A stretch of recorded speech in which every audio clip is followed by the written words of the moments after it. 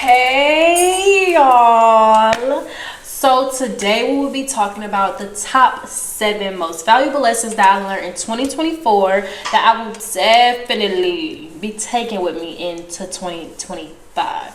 So let's get into it. So number 1 is to stop putting your self-worth into external things and output. The best example I have of this is when I was working really hard to get my degree. I've always been really good at like school and academics, and that was my thing. You know, I'm gonna get this degree and I'm gonna feel like superwoman and I'm gonna just be so valuable and I'm gonna be a new person. Like, it was all of these ideals right behind getting my degree. When the piece of paper came in the mail, y'all, it was very much like, this is a piece of paper. It didn't add to my self-worth at all. It didn't make me feel any differently about myself. Like, there was no internal change from an external source. Self-worth is very internal, and it takes real work to build up and maintain. So external things are never going to give you what you need to feel good inside. Money, cars, a house, a degree, a job.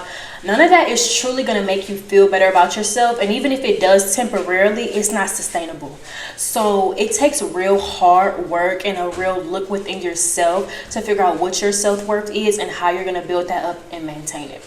Number 2, you find yourself by letting go of fear-based beliefs. To give my own personal example of this is my psychology career path that I wanted to walk down. Getting my master's, getting my PhD, opening up my own private practice, and then I would be happy and life would be blissful and no problems, everything solved. That was my dream. That's what I wanted to do. When it came time to apply to grad programs, I couldn't do it. I couldn't even bring myself to do it. It was so draining for me.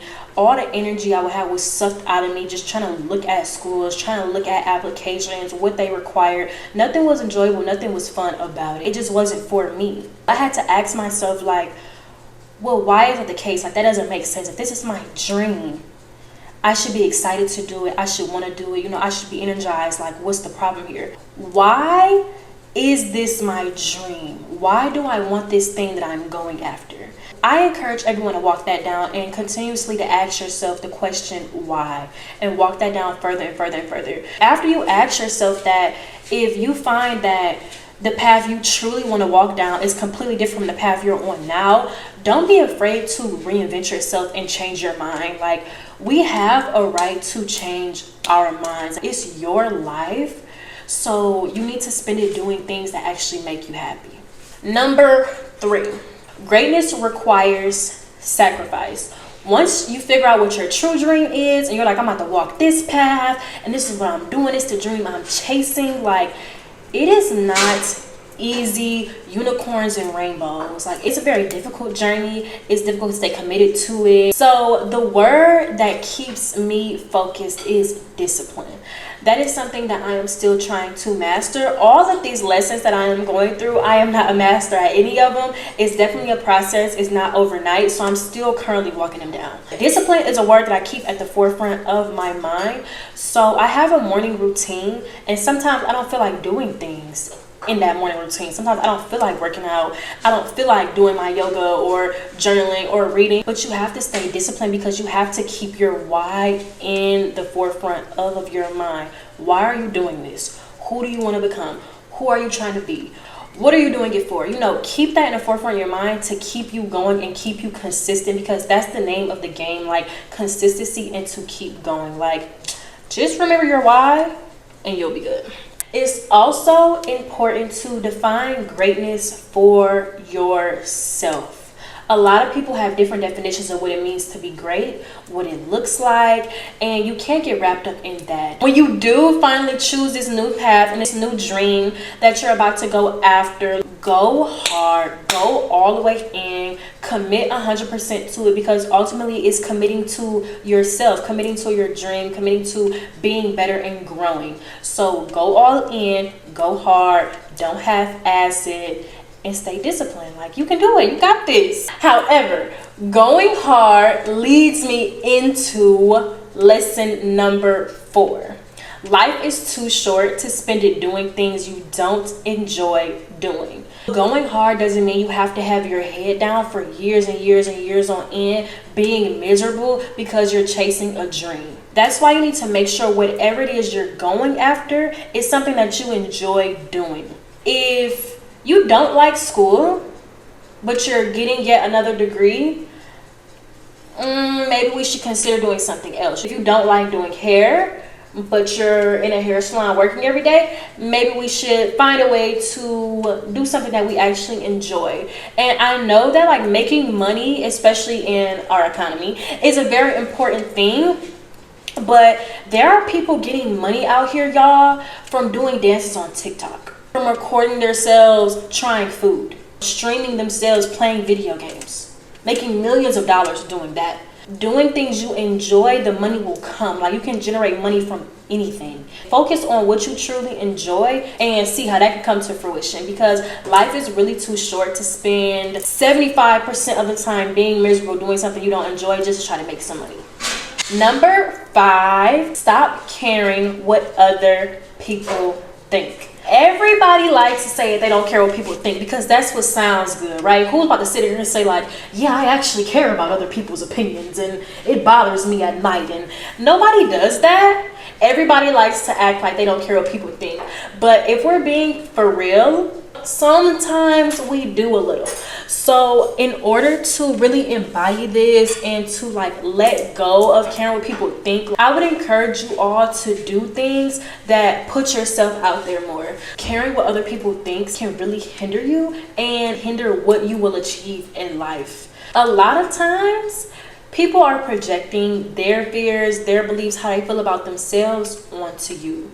So if you're stopping yourself from doing what you want to do because you care what other people think, 9 times out of 10, they're not even thinking about you. They're thinking about themselves. So you really have to like get out of that mental space and out of that fear and just do what it is you want to do. Like, I cannot stress that enough. Like, y'all, stop caring what other people think. A lot of people mention this lesson a lot, but no one talks about how painful it is to go through. Number 6, not everyone can come with you. Everybody says that everybody can't come with you, everybody can't come with you, and it is very true.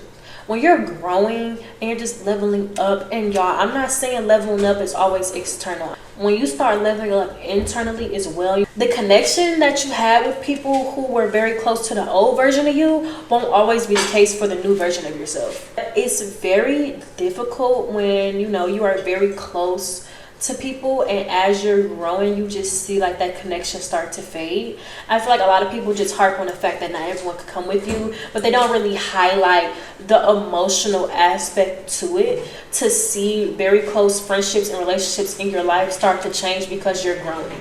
And you can't spend your time trying to force people to come up with you. It's much easier for someone to bring you down than for you to bring them up. Ask yourself, like, is this person, is this relationship worth sacrificing my dream for? Worth sacrificing who I'm trying to become?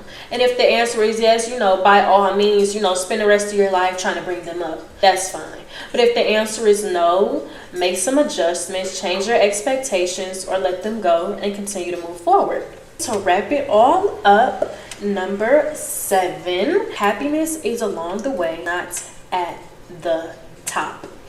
I very much believed it's this long journey, misery, happiness. Moving like that is based on the belief that happiness comes from something external, which we know is not the case.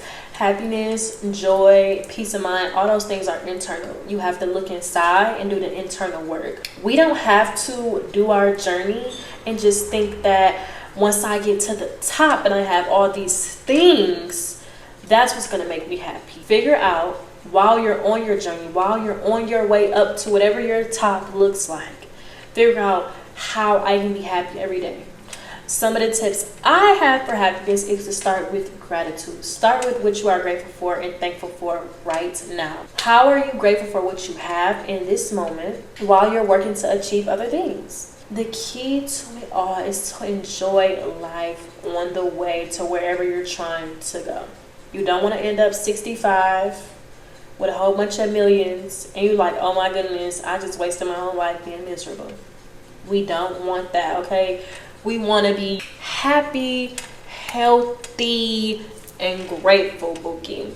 But those are my 7 lessons that I will be taking into 2025. 2024 was that, girl. It was a lot of accomplishments, a lot of blessings, a lot of things.